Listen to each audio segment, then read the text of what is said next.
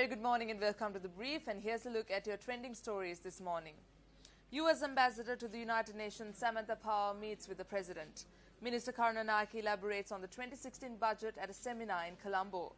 Man arrested by police officers at the Valigama bus stop.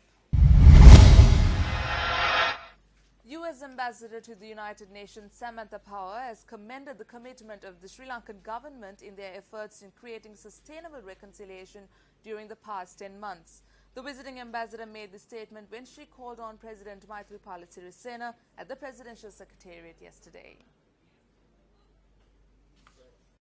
Issuing a communique, the President's media unit said that Ambassador Samantha Power had commended President Maithripala Sirisena in his efforts in giving up his powers while the leaders of Asia and Africa are trying to centralize the power in their hands, and that this is a worthy example for the world leaders. Speaking further, she said that the new government is performing in more trustworthy and acceptable manner in implementing the process of reconciliation, and suggested that the relationship between the officials and the institutions who are implementing this program be broadened. Ambassador Samantha Power also commended the transformations that are being made in the country and stated that the country is gaining many economic benefits through these changes.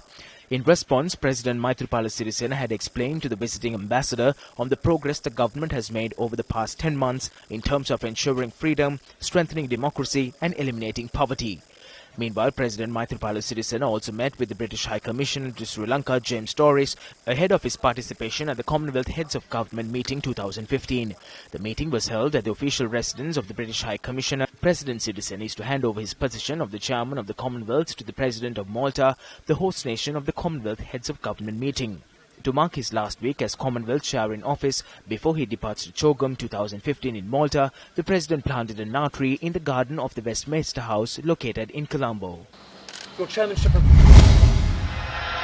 Speaking at a seminar on the 2016 budget held in Colombo yesterday, Minister Ravi Karunanayake expressed these views on the concessions that have been granted. They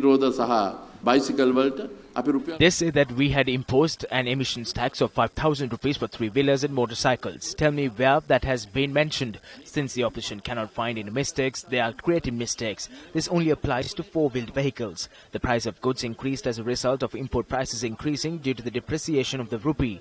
We have corrected that. The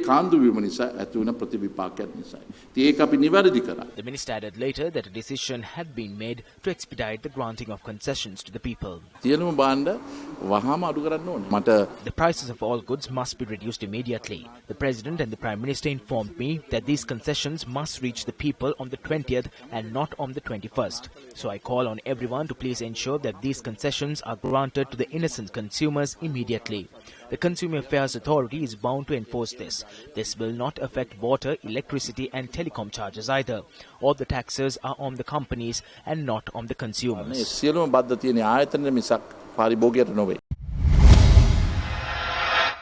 A man was arrested by the police officers at the Valigama bus stop yesterday. A bystander captured the moment of arrest on a mobile phone camera. When Newsfirst made inquiries from police media spokesperson ASP Bhuwan Gunasekara, he noted that the individual in question had several cases against him in the courts and that he had been released on bail on previous occasion after being taken into custody.